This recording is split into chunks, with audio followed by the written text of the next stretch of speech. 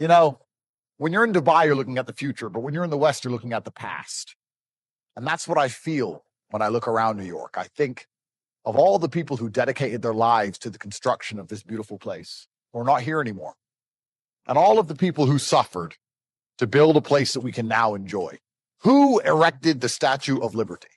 It's like it's forgotten, but it's an important beacon, perhaps one of the most well-known landmarks on the planet, which was erected to promise everybody fairness, equality, and justice. The only problem is that is a lie. Nobody can promise you fairness or equality or justice. What the Statue of Liberty is a promise that you can earn it for yourself. You can earn equality, and you can earn fairness, and you can earn justice, but nobody's going to give it to you. Anyone who's been broke understands that there's no such thing as fairness in the legal system. And anyone who's been broke understands that they're not free. And then you get rich, and you think, if I get rich, my life will be great. And you realize that even if you're rich, you don't escape the matrix. Buying a Lambo and a Rolex, saying, I've escaped the matrix, is stupid. You can be the president of the United States. You're still arguing with senators. You're still getting impeached. You're still stuck in the matrix. The only way to truly be free is to be yourself unapologetically, to do what you want to do, to think what you want to think, and say what you want to say, and be uninterested in the outcomes of doing exactly that. After 4 years of unfair incarceration, and I am no happier than I was in Romanian jail, I don't care. That's how I know I've escaped the matrix. This is the simulation. This isn't real. This is just renderings, graphics. I'm going to do what I want to do and say what I want to say, and I don't give a shit what happens. I'm prepared to suffer the consequences, both good or bad. That's how you escape. You escape when you're finally uninterested in how they try to damage you for being yourself. It's not about making money. It's not about Lambo. It's not about Rolex. It's about saying, this is who I am. And if it puts me in jail, it puts me in jail. And if it makes me a billionaire, it makes me a billionaire. And both are fine. I wouldn't even say one's that much better than the other. When you're a billionaire and you're stuck at some boring ass dinner with a bunch of hedge fund managers, you're still stuck in the matrix. You have more fun laughing with the Romanian gypsies in jail. But for true freedom, to truly earn it, you have to look in the mirror and say, I don't give a f what they do to me. I don't give a f what they say about me. This is who I am. This is who I'm going to be. And this is what I'm going to do. No matter how you teach the general population to ascend, at some point, there's going to be a mean or a median or an average. The average person is always going to be stuck at average. And being average is always going to suck. You have to decide when you wake up if you're ready to take the long and difficult path towards excellence, or if you want to stay an average motherfucker. Now, being average has the advantage that you get a lot less stress. There's a lot less that can go wrong. You're probably not going to end up in your jail cell. You're just going to be an average guy. But then there's all the downsides of being average. You can go work in Starbucks tomorrow and have very little stress, but you ain't going to get no pussy. No one's going to know who you are. You're not going to leave a legacy. You're not going to be able to buy our clothes. So average is always going to suck. Yeah. Saying that, red pill's bad because the average person can't do it. I'm not talking to average motherfuckers. If you're going to sit and go, I'm average, well, then you're done. You have to wake up and say, you know what? I am prepared to do what it takes to be better than everyone else. You have to be prepared to take massive risks, which sometimes go right and sometimes go wrong. I recently took a massive risk that went wrong, but that's who I am. I only ever coin flipped my way to the top. So I'm going to keep coin flipping. I can take an L. How successful you are in life is directly correlated to how many L's you're prepared to take. I'll take 100 L's in a row because I'll get up the next day, put on a suit, light a cigar. I don't let it get to me. I'm above the L's. And people on the internet can say whatever they want. No one knows who they are. Everyone on the planet knows who I am. So who gives a shit what you think about me? If you are worried about other people's opinion of you, they already own you. I don't care if people say good things about me or bad things about me, and they don't decide my worth. Are these people my boss? Am I going to allow them to treat me like a slave? Am I a slave to the opinions of people I've never even met? Why do I give a fuck about the opinions of imperfect people who didn't take the risk I took? And that's why my life is the life it is, because I've done nothing but take endless risks all the way to the top. I have struggles none of you know about. Am I top G because I never lose? Imagine I didn't need to go to the gym and I had muscles and I never lost a fight and I had money from the sky and any girl I wanted and I just went through life and got everything I wanted. I wouldn't even be a good person. I'm top G because I've been hit so many times and I get back up. It's not about never losing. It's about the fact that I will get up and try. It's about the fact that I'm not afraid to lose and I'm not afraid to be mocked. That's how I built the life I built. And I'm not afraid to get hurt. Everyone with an opinion is on the sidelines. Imagine living a life where you're so afraid of loss that you never get to win. You sit in the corner as a coward, and you're so afraid of someone saying something bad about you that you're going to sit there and not take the risk. It makes you the kind of man who is forgotten to history. Sometimes the stars just don't align and you just lose. And that is the barrier that prevents most people from getting anywhere. The what if I lose? What if you lose? Some jackass wrote a Twitter comment. The best way to get over a loss is to keep on winning. Imagine you lost everything. Are you going to freeze to death? Like the 1800s where you lose your house as you were trying to cross the frontier and they ran up on your wagon and scalped your wife. Like, that's not going to happen. No one's going to scalp your wife. You're not going to get typhus. You're sitting there worried about trying hard. Oh, what happens if I fail? Basically nothing. In the end, if you keep spinning, you're going to win. And if you lose, what happens? Oh, you have a little bit less money. Who gives a shit? You're always going to have food. You're always going to have somewhere to sleep. How bad can it really go? You're scared of trying in case you fail. What's the price of failure, really? The true price of failure is sitting there living, not knowing if you could have made it or not. The punishment is wondering, could your life have been better? If you're not the kind of person with honor and dignity, then you don't feel a punishment. You just get to work your bullshit job and have your bullshit life. But if you have any kind of shame, you sit and wonder, could I be doing more? You can do whatever you want. You can try a new business today. You can try and make money right now. It could all go wrong. What's going to happen? You're going to end up getting hung, drawn, and quartered. And nothing's going to happen. So stop being a bitch and try anyway. Just jump. Go see what God got for you. Quit sitting here in your life posturing like it's okay. Man, you owe yourself something. Go be free. Go see what God got for you. Oh, Steve, that's easy for you to say. You rich.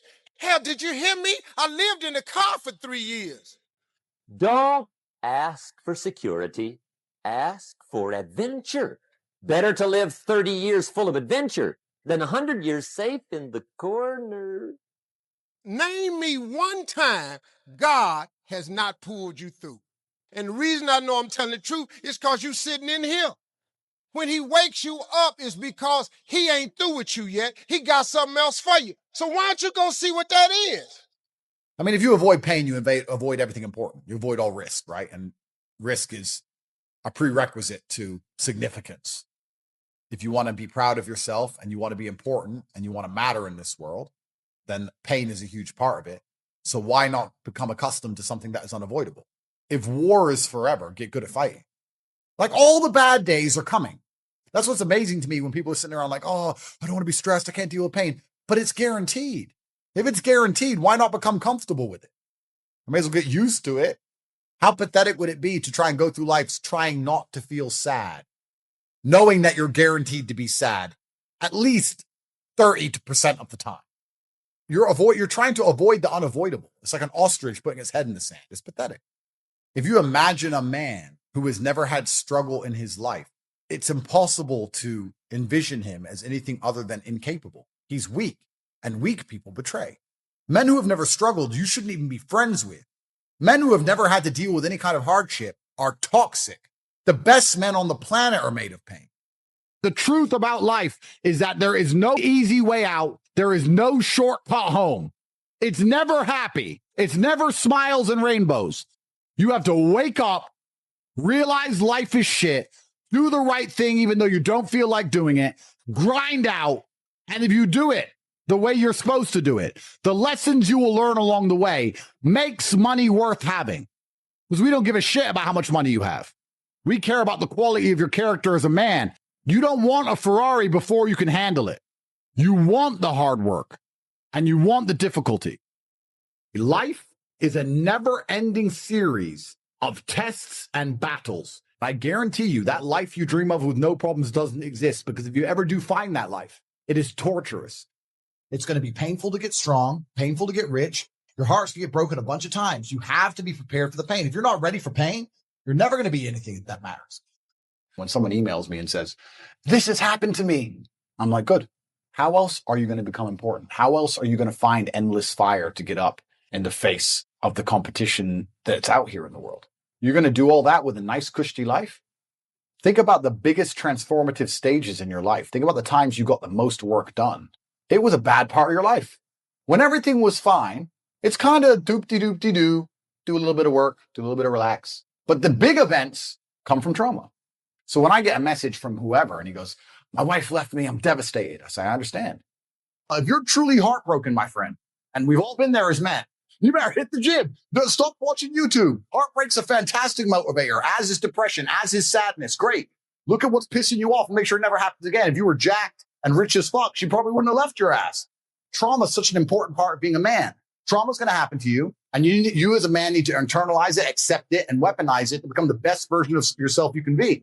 You need to get very comfortable and very used to the idea of understanding that on your path to greatness, there are going to be long periods of time where you hate what you are doing, where you are dissatisfied with the actions you must undertake. That is why most people won't make it. If the path was easy, everybody would walk it and it would lead nowhere. If all 100 made it to the end and the goal was divided by 100, it wouldn't even be worth anything. The difficulty gives it value. It's supposed to be hard. You're supposed to think this is terrible and smile through the pain regardless.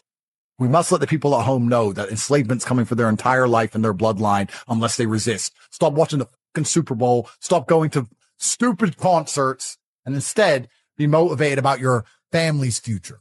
So look at these people screaming, jumping up and down, looking at an artist they've already heard the song from 50,000 times, idolizing this person like they're Jesus, and they can't even pay their own bills. You're allowing yourself to be distracted with bread and circus garbage as your actual life and the things that matter crumble around you. If everybody cared about their country, like they care about these stupid sports teams, or cared about their family, then the world would be fixed.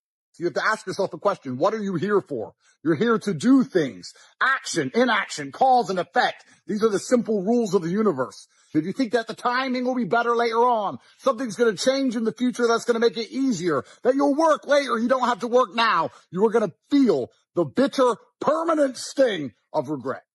And you watched my emergency meeting, and then you thought, wow, okay, cool. And you were motivated for like 4 minutes. And then after the 4 minutes ended, you went on Instagram and you started messaging girls. And those girls ignored you. Then you jerked off. Then you went to sleep. Congratulations, you're a fucking retard. And I don't think many of you have ever dedicated yourself to something to the point where you couldn't see beyond it. That's why I've always found it confusing when people struggle with motivation. There's nothing more beautiful than having one particular focus on the planet. That's the most beautiful thing in the world. To have a distracted mind, that's not nearly as fulfilling for the soul as waking up with one particular concern. If I were to say to you right now, dedicate yourself for the next 1 year, 4 or 5 hours a day, think about nothing else. Don't go out, don't go party, don't talk to silly girls. Focus only on this thing. And on this date, you get the reward. I guarantee you, even better for you than the actual payoff will be the process of going through that year. I want you guys to win. I want you to win more than you want to win. I'm trying to drag you to happiness while you kick and scream like a fucking child, refusing to try. What action have you taken to ensure that your life is fixed? You as an individual, what have you done? The second best time, the first time being the past. The second best time is the present. And the worst time to possibly take action is the future.